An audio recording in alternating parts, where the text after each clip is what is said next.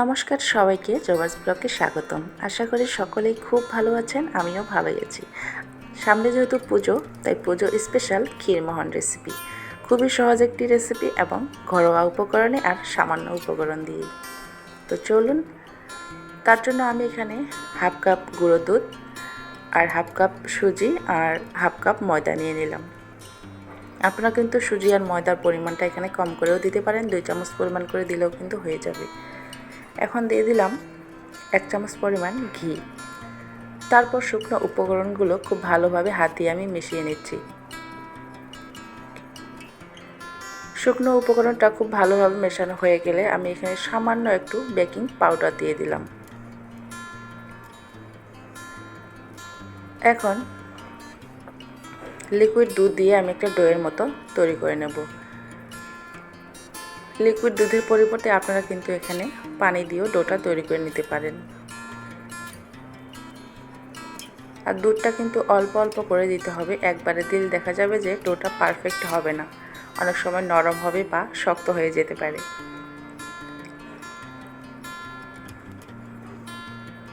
ডোটা কিন্তু খুব বেশি শক্ত করা যাবে না, আবার খুব নরমও না, মাঝারি সাইজের করে নিতে হবে যেন এটা একটা ছোট ছোট করে গোল করা যায়। তো এটা হয়ে গেছে, এখন এটা আমি রেস্টে রেখে দেবো। ততক্ষণে মিষ্টির শিরাটা তৈরি করে নেব। শিরা তৈরি করার জন্য আমি এখানে 1.5 কাপ পানি দিয়ে দিলাম আর 1 কাপ চিনি, চায়ের কাপে মেপে দিলাম। তারপর দিয়ে দিলাম 4টা ছোট ছোট এলাচ।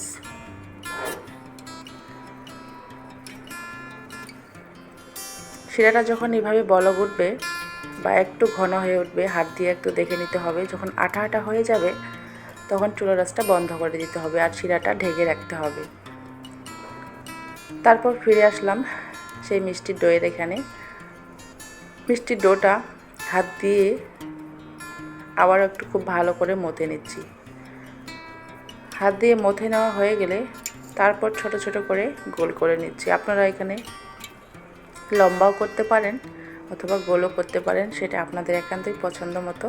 তো আমি গোল গোল করে, আমার এখানে হাফ কাপ গুঁড়ো দুধ দিয়ে 9টা মিষ্টি তৈরি হয়েছে, আর 1 কাপ দিয়ে মনে হয় এর থেকে আরও বেশি হবে। তো এগুলো হয়ে গেছে তৈরি করা। তারপর আমি এখন এগুলো ভেজে নেব তেলে। তার জন্য চুলায় আমি অনেকটাই তেল বসিয়ে দিয়েছি।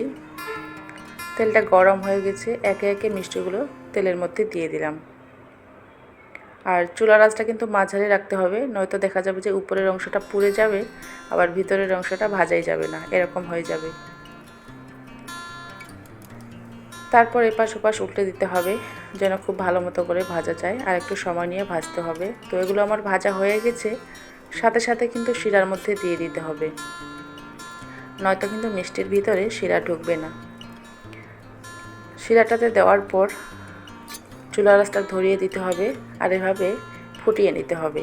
এতে করে মিষ্টির ভিতরেও কিন্তু শিরাগুলো ঢুকে যাবে। আর এগুলো হয়ে গেছে, মিষ্টিটাও আমি উঠে নেব। তারপর সেই মিষ্টির শিরাটা আমি এখানে দিয়ে দিলাম। শিরার মধ্যে দিয়ে দিলাম হাফ কাপ গুঁড়ো দুধ। ক্রিমটা তৈরি করার জন্য।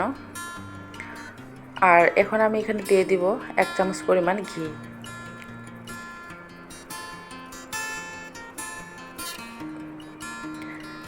খুব ভালো মতো করে নেড়ে দিতে হবে আর চুলার আঁচটা লোতে রাখতে হবে, নয়তো আবার পুড়ে যাবে।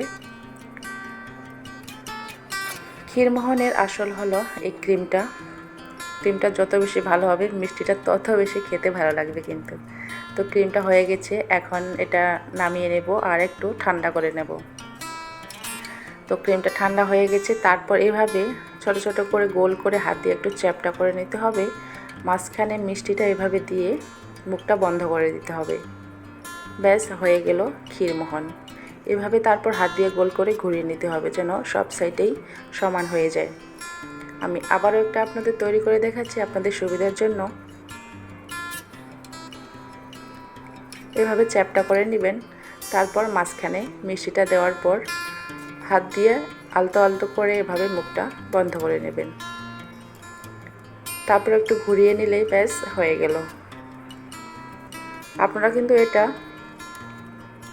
ফ্রিজেও রাখতে পারেন 5 মিনিটের জন্য। তো আমি আপনাদের সাথে সাথেই কেটে দেখাচ্ছি। তো দেখতেই পাচ্ছেন মিষ্টিগুলো কেমন হয়েছে। তারপর একটু সৌন্দর্যের জন্য আমি রেড ফুড কালার দিয়ে দিচ্ছি। এটা একান্তই পছন্দ মতো, দেওয়ার ইচ্ছে না দিলেও চলবে। তো আমার এই রেসিপিটি যদি আপনাদের ভালো লেগে থাকে তাহলে অবশ্যই লাইক কমেন্ট শেয়ার করবেন। যারা ফেসবুক পেজ থেকে দেখতেছেন তারা পেজটি ফলো করে দিবেন, আর যারা ইউটিউব থেকে দেখতেছেন তারা অবশ্যই আমার চ্যানেলটিকে সাবস্ক্রাইব করে দিবেন। বাসায় একবার হলেও ট্রাই করবেন এই রেসিপিটি। আত্মীয় স্বজনদের সাথে বা পরিবারের সাথে নিশ্চয়ই ভালো লাগবে। খুবই সহজ একটি রেসিপি এবং খুব অল্প উপকরণ দিয়ে এটা তৈরি করা যায়। তো সবাই ভালো থাকবেন, সুস্থ থাকবেন। সবাইকে অনেক অনেক ধন্যবাদ।